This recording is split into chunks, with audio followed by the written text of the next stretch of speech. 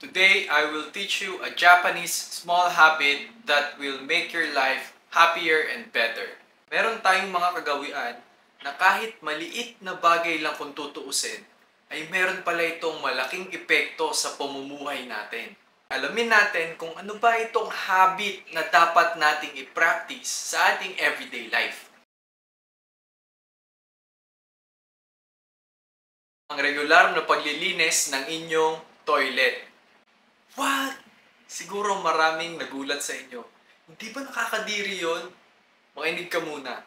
Alam nyo ba sa Japan, meron silang paniniwala na ang palaging paglilinis ng inidoro ay nagre-resulta sa isang successful na buhay.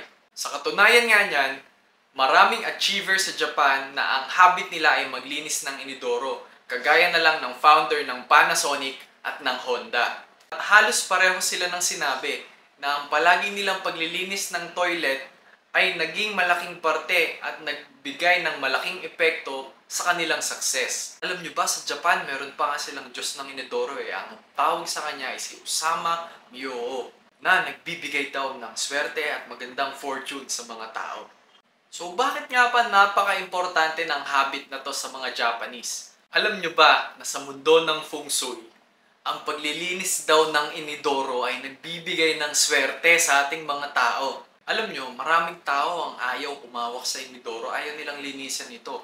Pero kung ikaw yung nag-iisang gumagawa nito, maaaring ikaw lahat ang makakuha ng swerte. At ito pa, alam mo ba kapag naglilinis ka ng inidoro, hindi mo alam na nai-embed sa pagkatao mo ang pagiging isang humble.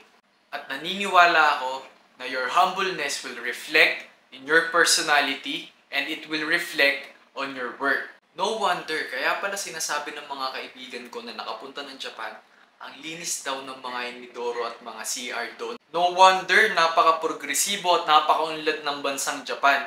Siguro panahon na para gawin natin ito sa ating mga sarili at maging kagaya din natin sila. Mindset Bro.